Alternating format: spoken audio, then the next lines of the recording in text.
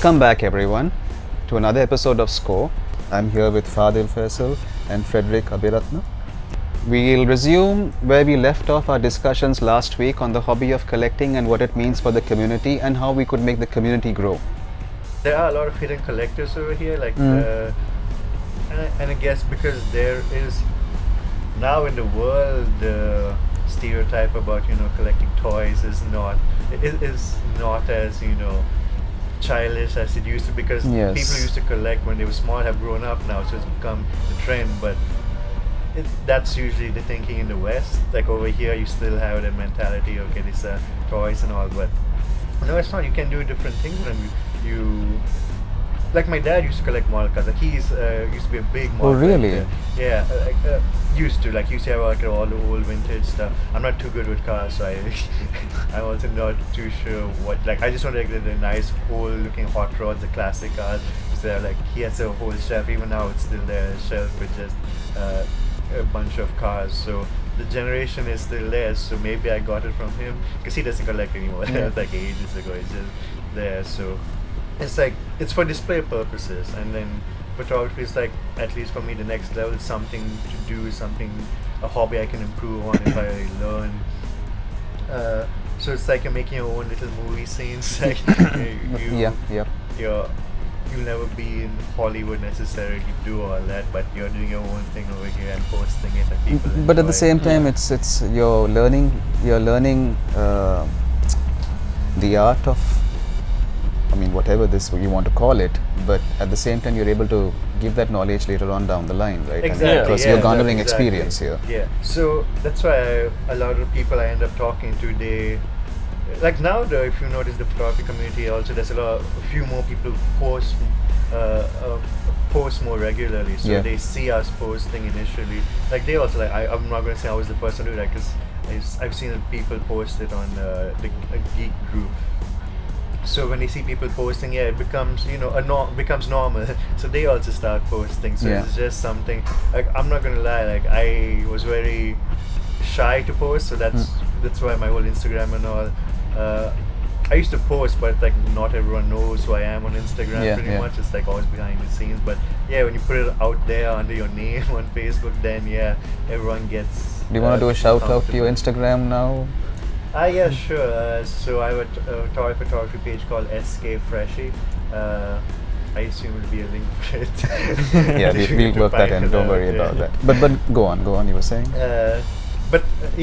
So now I post regularly. So like even when other people are interested over here, like I've heard, like I already told some of my colleagues about it. So he's also started posting regularly, and then he told me someone else asked him about it, and his friends have also. So if you follow toy photography, it's a very small community online. Global community. I'm not going to say in Sri Lanka. So there's usually these hashtags that they post every day. These toy groups. Just to get it out there. You see, when you see those photos, you realize that the effort people put into them is like crazy. Like mine is nothing compared to some. Yeah. They're like actual shots from movies. So it's like a hobby that can get you somewhere. Like there's one. I can't remember his name right now. It's one famous toy photographer. He literally just. I'm gonna say Wong. I can't remember his first name. I feel that's his name. He's a prop photographer, but he just randomly put out did an interview about toy photography, and now it's pretty much like there. Whenever you search toy photography online, he's there. He's there. He shows up. Okay.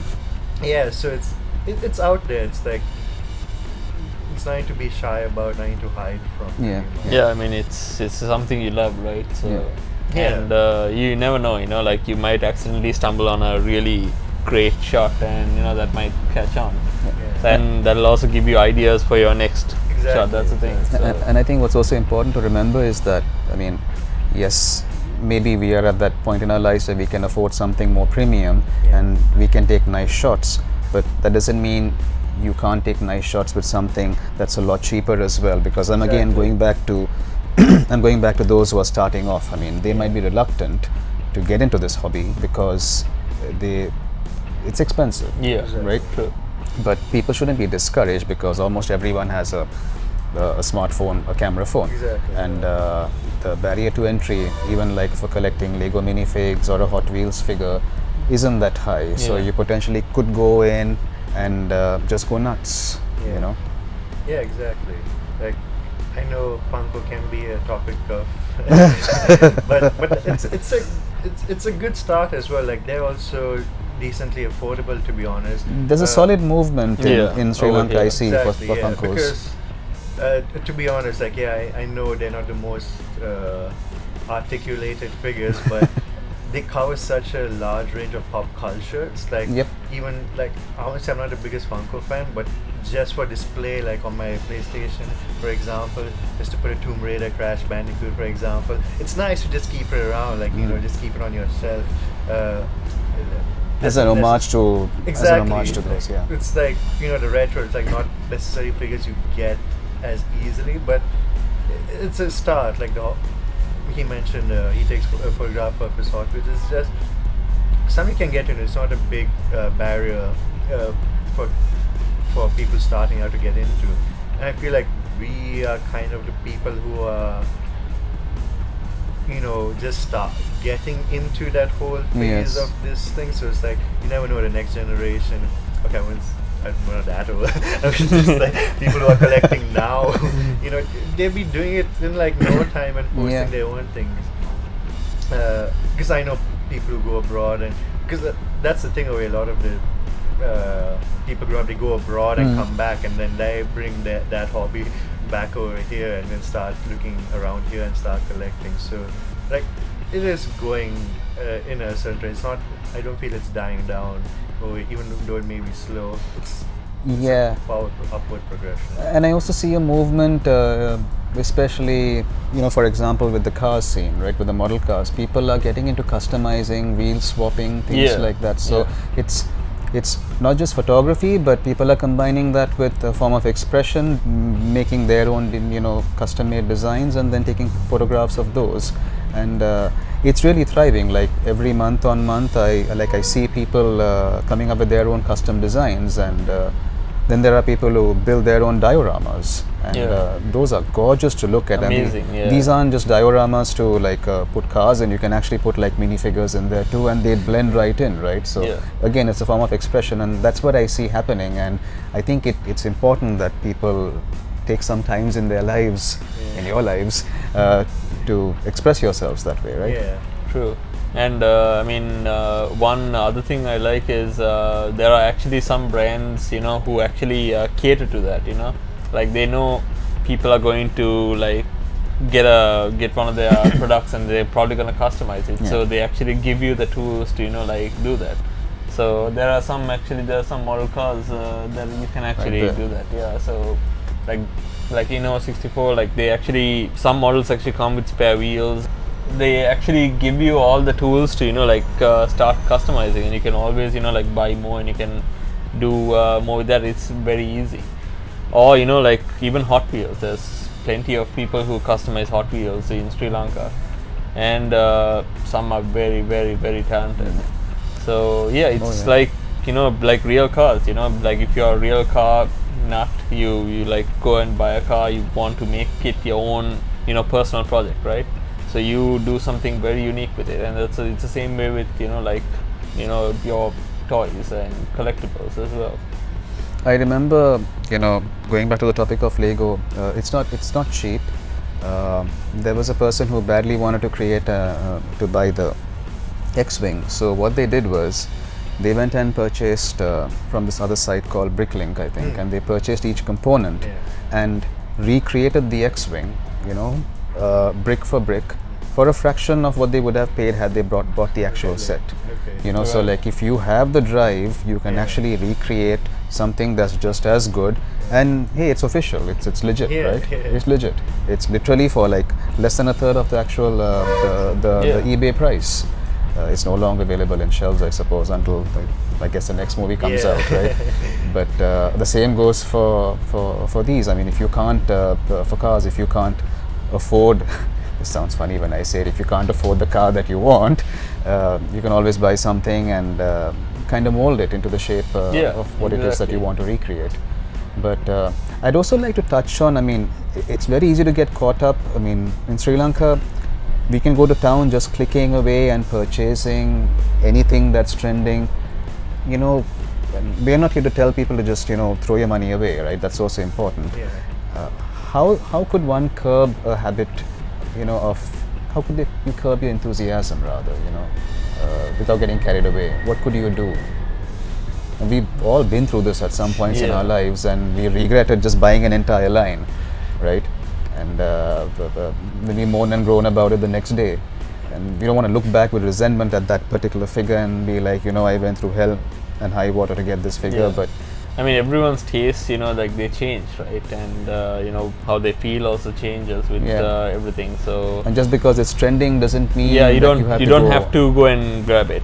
You know, like if you really love, for example, okay, I'm car reference here. If you really love a Toyota Supra, you go and, you know, just collect, you know, variations of the Toyota Supra, right? That kind of thing. So if you like, say, a Sub-Zero, the Mortal Kombat character, you're gonna basically collect, you know, variations of him. So you don't like, unless you're a big fan of, you know, the entire series. Yeah. If you just like a certain like aspect of it, or a certain character, a certain model, you just go for that, and you don't have to collect the entire series. I mean, most people collect the entire series mainly because, you know, when they have that whole collection, if they want to sell it off later, you know, like it's basically highly valuable, I guess. I feel like this is a PSA for the parents out there, but But not to bash on collectors. If you can collect, by all means, just go ahead. If you have the money, go for it. Yeah. But if you can't, then I mean, you can just go for what you love. You know, there's nothing to stop you, and no one's gonna judge you, right? Yeah, I think that's what it comes down to. It has to resonate with you. It doesn't have to be something that's trending on your feed. It has to resonate with you. Exactly. It's not just don't be part of the what do you call it?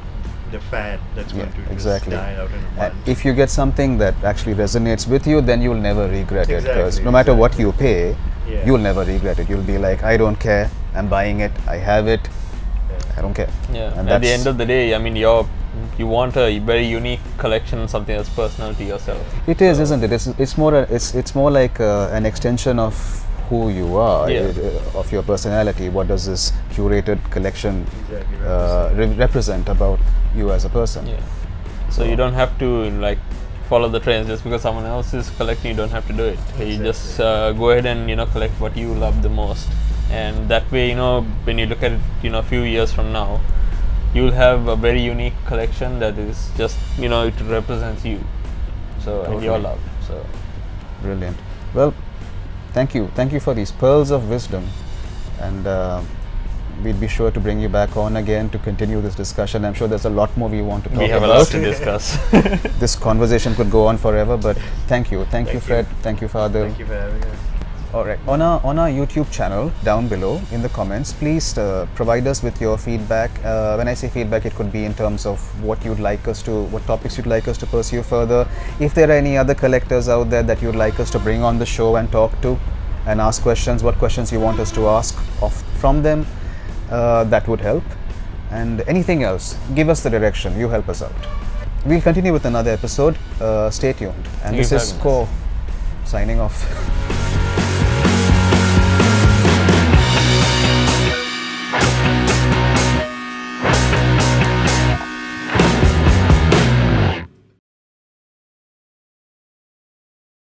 Due to security concerns, tickets will be limited this year. Sign up to get notified when they go on sale. Once they are sold out, that's it. Visit www.lankacomiccon.lk/get-notified.